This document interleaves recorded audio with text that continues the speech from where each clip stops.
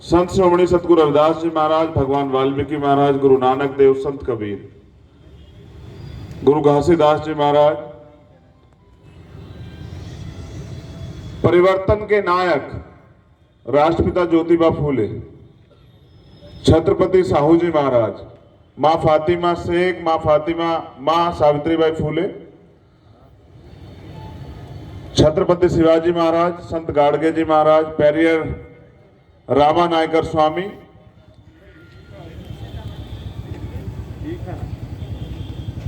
गुरु नारायण गुरु, बाबू जगदेव प्रसाद कुशवाहा, जननायक कपूरी ठीक ठाक, छत्तीसगढ़ की राजधानी रायपुर में यहां उपस्थित सम्मानित छत्तीसगढ़ की जनता, हमारे नौजवान क्रांतिकारी योद्धा, सम्मानित बुजुर्ग, मिशन के पुराने साथी,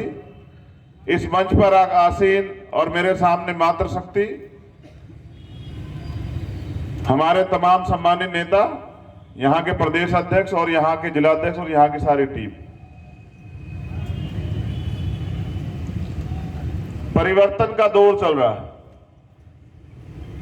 परिवर्तन का दौर चल रहा है और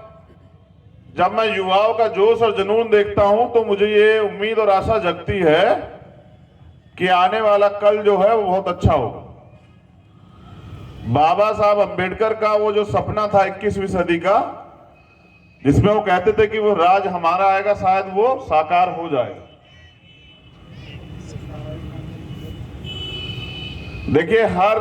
100-200 किलोमीटर पे भारत के अंदर भाषा बदल जाती है, खान पान बदल जाता है,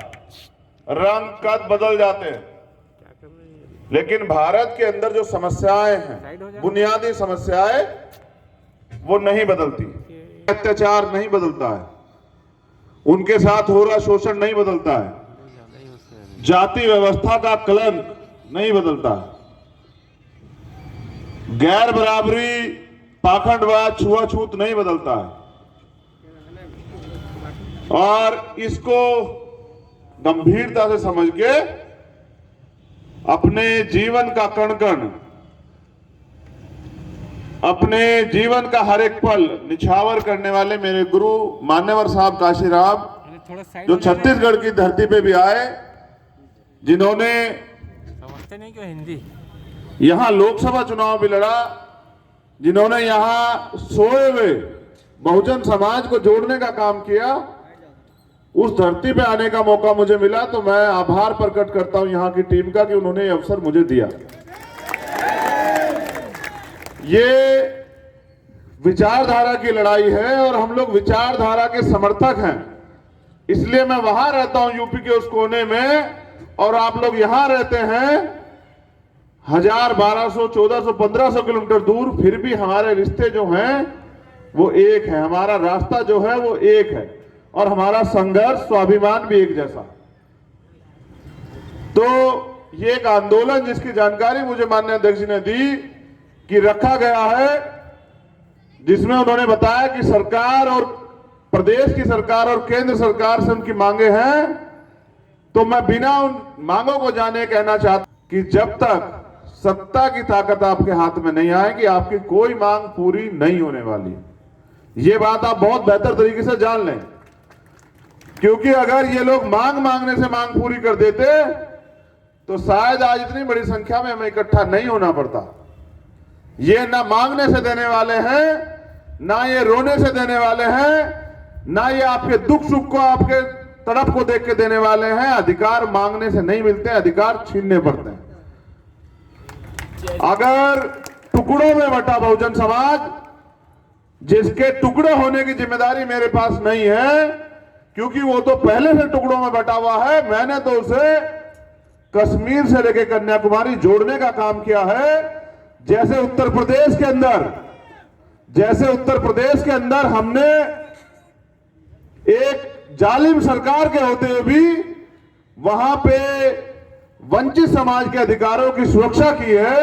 उनको न्याय दिलाने का काम किया है। आप लोगों ने हाथरस जैसा मामला भी देखा होगा, जहां एक तरफ पूरी सरकार अपराधियों के पक्ष में खड़ी हो जाती है, वहां भीम आर्मी के आप जैसे नौजवानों की बदौलत उस गरीब परिवार को न्याय की उम्मीद जगती है। जो सरकार नहीं दे सकती वो भीम आर्मी देती है। ये गौरव की बात है।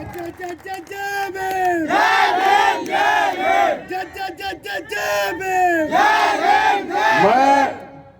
यहां तमाम तरह की विषमताएं हैं, वो ज्ञापन अगर अध्यक्ष जी के पास होगा तो एक बार मुझे दे दें तो मैं उसकी चंद लाइनें आपके आगे पढ़ दूंगा। लेकिन मैं अब ज्यादा ज्ञापन पढ़ने में भरोसा नहीं रखता हूं, क्योंकि मुझे लगता है कि हमें जमीनी लेवल पे जाके वापस काम करना पड़ेगा। और जो लोग जागे हुए लोग उनको, जो पहले से कैडराइज लोग हैं उनको, जो हम तैयार कर रहे समझा दे कैडराइज करके अगर हम मिशन मूवमेंट के लिए निकल जाएं तो, क्योंकि मैं छत्तीसगढ़ आज आया हूं, मैं इस पर चर्चा करूंगा, यहाँ के भौगोलिक परिस्थितियों पे, यहाँ की जातिगत संरचनाओं पे, जातिगत जो है पॉपुलेशन पे, जनसंख्या पे, तब मैं अपने मन से तैयार कर पाऊंगा कि छत्तीसगढ़ को तैयार होने में कितना समय लगेगा। अभी छत्तीसगढ़ तैयार नहीं है। अगर छत्तीसगढ़ तैयार होता तो यहां आपका राज होता, और अगर आपका राज होता तो ये ज्ञापन आके मुझे वहां से यहां पढ़ना नहीं पड़ता।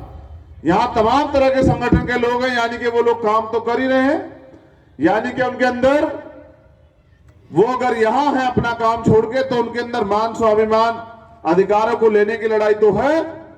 तो मैं सलाम करता हूं, धन्यवाद करता हूं उन लोगों का जो भी संगठन इस लड़ाई को लड़ रहे हैं, और वो अपनी ताकत को, अपने समय को परिवर्तन के लिए आ रहे हैं। वो परिवर्तन